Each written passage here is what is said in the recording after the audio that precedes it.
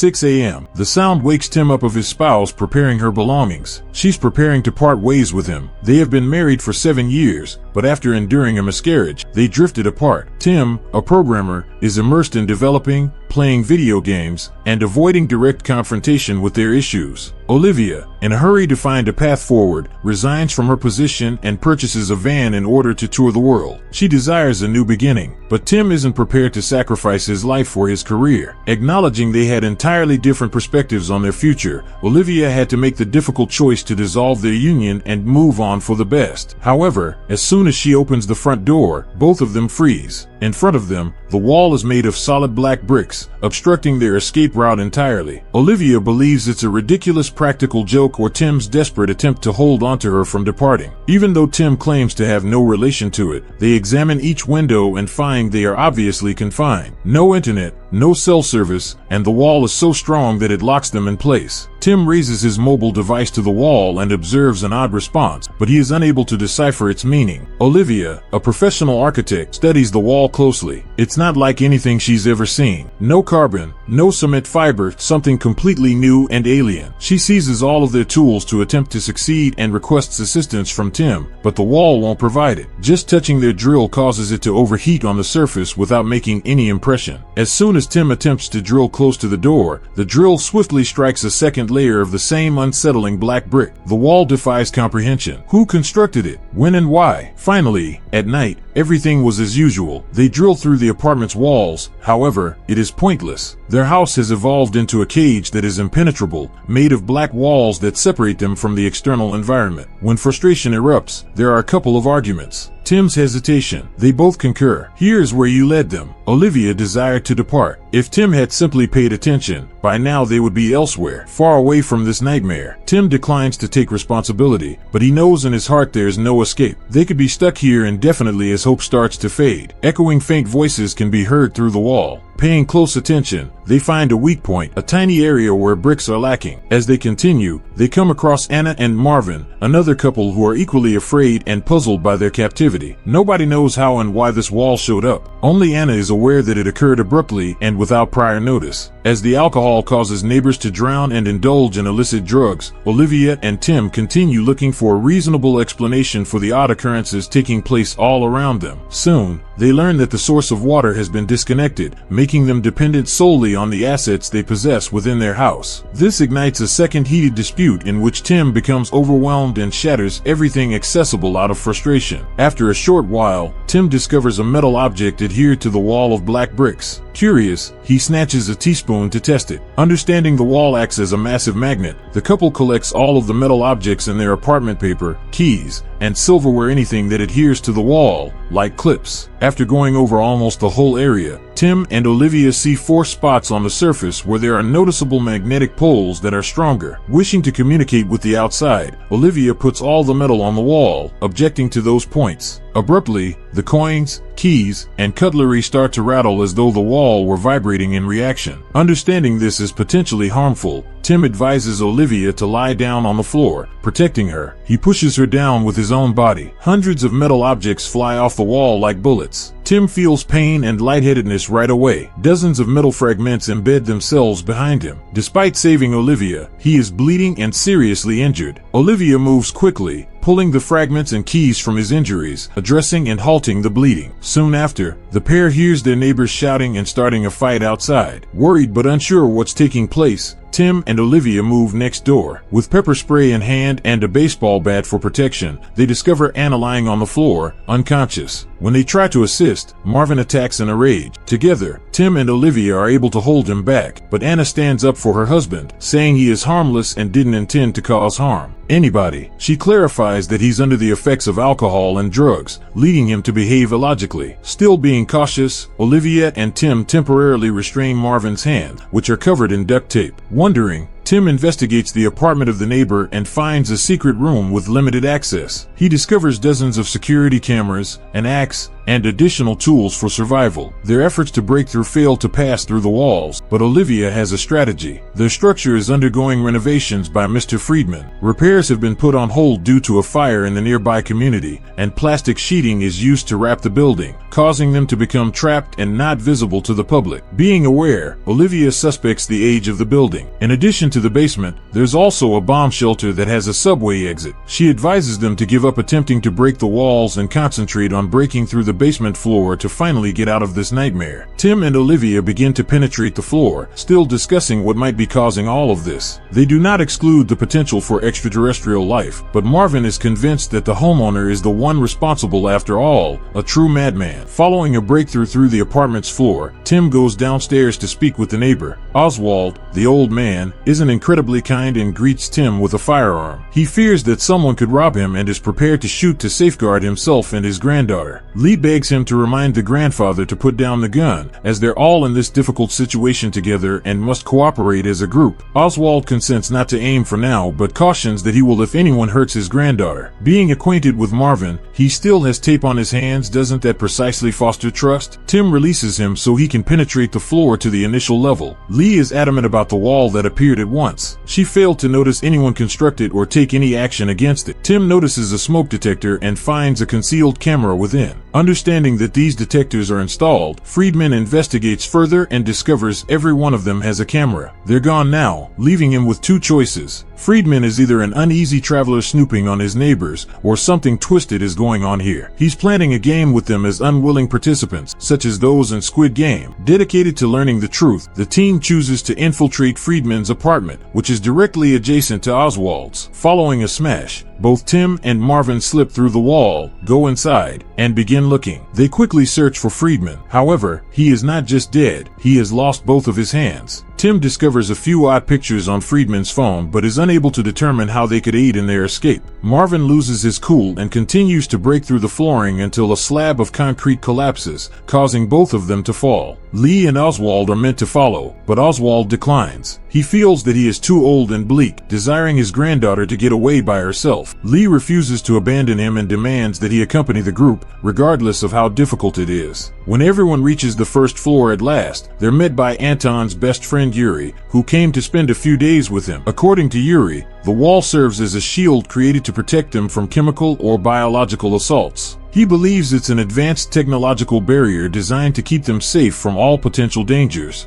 even invasions by aliens. However, the others continue to be skeptical. Soon, they learn Anton has passed away. He approached the wall, his implant wasn't working properly, and his heart stopped. Anton was a researcher looking for a solution. He left innumerable recordings behind but never succeeded in demolishing the wall or finding any weakness. Yuri exhorts them to give it up and remain where they are because leaving the walls for protection would be deadly. Some begin to question, but the majority agree that they must continue looking for an escape route. They have no idea what occurred, and it is impossible to rule out that this may be a glitch or error in the system. Perhaps the wall appeared by accident, and in fact, it's safe outside. Following a break, Tim goes through the basement floor, and Olivia descends to investigate. They soon discover a door that leads to a bomb shelter, but there is another one behind it. Startled, another black wall. The group, faced with this debilitating setback, gives way to hopelessness. They had been positive that a wall wouldn't exist below ground. How mistaken they were. When tensions rise, many people lose control. Marvin is the most irate person. He is prepared to use an axe to smash through or shoot it out of the way. However, that proves to be a deadly error. When he shoots, the bullets ricochet after stopping in midair, back, similar to the forks and spoons that had passed through Tim's and Olivia's apartment. Everyone falls to the ground, except for elderly Oswald, who takes a bullet wound to the chest. They rush to assist. It's too late for him. Oswald has passed away. Yuri subsequently demands that they remain there. He's convinced that the wall is a sophisticated gadget, which includes an air filter and everything required for survival. The others are devastated by the harsh truth and look for logical justifications. Anna indicates that they could be pawns in some experiment and possibly have a similar link. She discloses that she was clinically dead for 2 minutes. Everybody tells their story. Lee was concerned for her mother during a prolonged conflict with cancer until she passed away. Yuri acknowledges killing a man, but as a police officer, it was inevitable, he says. Olivia acknowledges losing a child with Tim, causing them to argue again as Tim opposes such unvarnished candor. They're confined, and only Yuri appears to be willing to help. To pass the time, he recommends playing Monopoly, but the others won't join in. The group disbands. Olivia and Lee search for hints in Anton's records as the others go back to Friedman's apartment. Lee discovers a map with 4 unique spots on the wall. Olivia observes that their front door has the identical marks. Not a coincidence. Lee also reveals discovering that Anton's business card belonged to a company that specialized in nanotechnology in defense and weaponry. It becomes evident that the most recent fire occurred at that business construction site. Of the several hundred notes, Lee locates the one where Anton wrote the wall's location was actually a code unlockable door. Tim, meanwhile, observes Friedman's living room is strangely tiny in comparison to his sleeping quarters. Marvin finds a peculiar remote, and they become aware of an additional space behind the wall that can only be reached by figuring out the right password. With Tim's help, this request narrows down to a mere 24 codes. Tim tries each option until he eventually opens the hidden chamber and realizes they've arrived at the hideout of an insane man. Friedman was really spying on his neighbors while traveling through time, observing footage at night. The wall appears to seal the home as quickly as a force field. As they continue to investigate, Tim observes that Anton did not perish near the front door. According to Yuri, his remains are in the corridor. Lee moves toward the body and detects hidden strangulation marks beneath Anton's scarf. She understands that Yuri is the murderer, but there's no time to mourn. He is directly behind her. Tim and the others rewatch the video, verifying that Anton had opened the enigmatic door, but it was all for nothing. After breaking into his apartment, Yuri choked him to ensure nobody could escape. Marvin was the first one to go downstairs and saw Yuri in flames. Notes from Anton. Prior to this, Yuri had already destroyed the laptops, phones, and all of the documents belonging to the scientist, now looking over at Ash. When Marvin became aware that Lee had also been killed by Yuri, who lunged at him, starting a furious altercation, the others hurried to assist, and they successfully subdued the lunatic and used duct tape to hold him up. Not long after, they questioned Yuri to learn why he murdered Anton. According to Yuri, the wall was a safeguard against external dangers. When Anton attempted to open it, foolishly thinking it was a bug or error, however, Yuri was convinced otherwise. It was lethal to leave the house, and he was prepared to take any action that kept everyone confined, even if it meant killing or resorting to violence. Being aware that Anton had already unlocked the door and Lee was on the verge of solving the mystery, Anna went over the surveillance video. Seeing something unusual, she summoned the others. Tim, a computer expert and programmer, was the only person who understood the reasoning behind what Anton did. Understanding that the phone was programmed by a scientist, Tim chose to give it a shot. In spite of the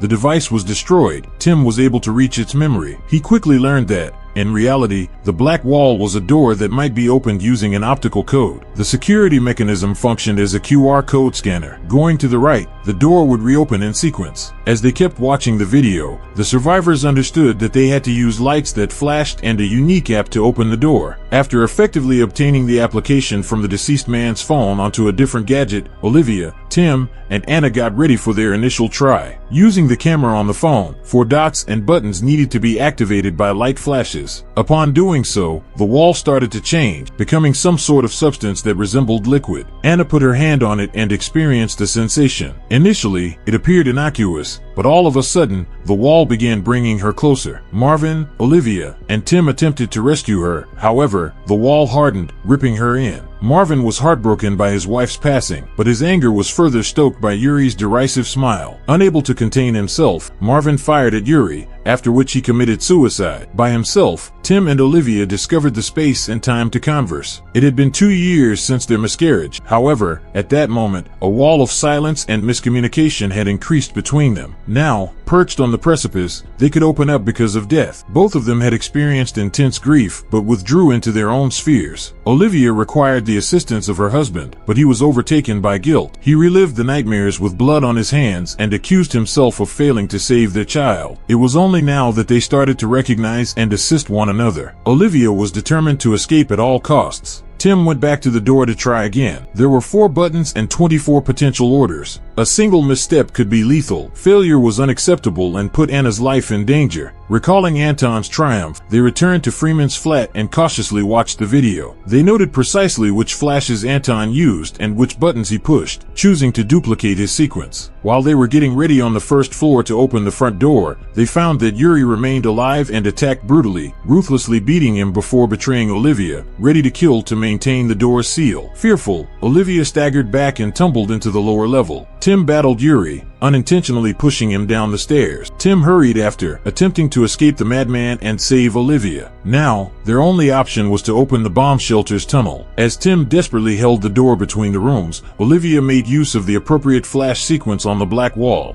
The wall started to disintegrate, but Yuri exploded within and assaulted Tim once more. Understanding that he was losing and on the verge of death, Tim urged Olivia to run without turning around. He was prepared to die for the one person he loved most. However, Olivia retreated and struck Yuri in the head with an axe. Outside, the couple took in the full city, surrounded by walls of black brick. It turned out that the nanotech company fire had caused a malfunction in the system that activated a defense against external threats. The entire city was confined inside their houses, destined to go hungry as the military and government were unable to turn off the security. Olivia and Tim didn't plan on fixing it. They just got into a van and drove away, prepared to begin a new chapter in their lives. The characters are confined within their households and respond to isolation in various ways. Some people lose control of reality, while others find new goals. Subscribe to watch more videos like this, leave a comment about your favorite movie, and we will make it next. Thanks for watching.